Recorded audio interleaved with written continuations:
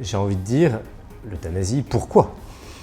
Vous me demandez pourquoi pas, mais pourquoi aussi on se pose cette question? Peut-être on peut chercher dans le terme euthanasie, ça veut dire la bonne mort. Et c'est vrai, chacun veut une bonne mort. Alors il y en a qui disent je veux mourir paisiblement dans mon lit, dans mon sommeil. D'autres diront je veux mourir vite, etc. Parce qu'il y a un enjeu autour de la mort. C'est vrai, il y a quelque chose de crucial qui se joue à ce moment-là. On sent bien à l'intérieur de nous que nous sommes faits pour plus que ces 70 ans qu'on va passer sur la Terre. On a quelque chose d'infini en nous et on sent qu'il va se passer quelque chose au moment de la mort. Et donc la question de la fin de vie est très particulière.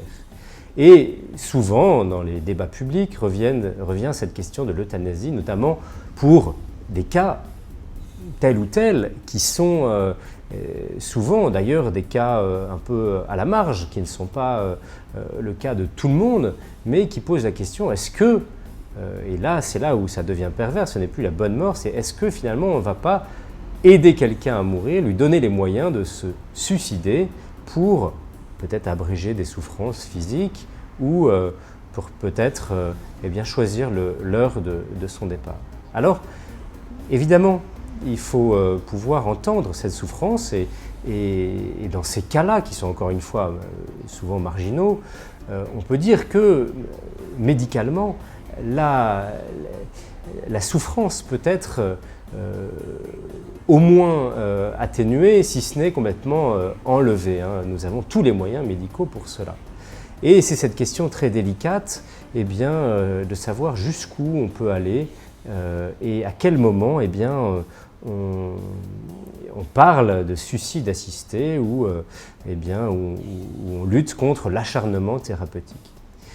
Ce sont des questions de spécialistes, il faudrait entrer vraiment dans le débat pendant des heures, et d'ailleurs les discussions longues sur le sujet en témoignent, mais peut-être dans le rôle d'accompagnement de l'Église, d'humanité de l'Église, on peut réfléchir sur cette question.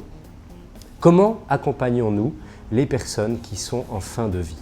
Et je pose cette question en tant que visiteur de malades à l'hôpital. Je vois tellement de gens qui sont seuls, qui sont abandonnés, qui sont à l'hôpital sans famille. Et encore une fois, ce n'est pas pour culpabiliser, puisque tout le monde a évidemment des occupations, etc. On ne peut pas forcément être présent en permanence. Mais je pense qu'il y a vraiment un gros travail à faire dans cette angoisse des personnes qui peuvent se sentir abandonnées. Et qui peuvent être très angoissées parce qu'elles ne se sentent plus aimées, elles se sentent inutiles.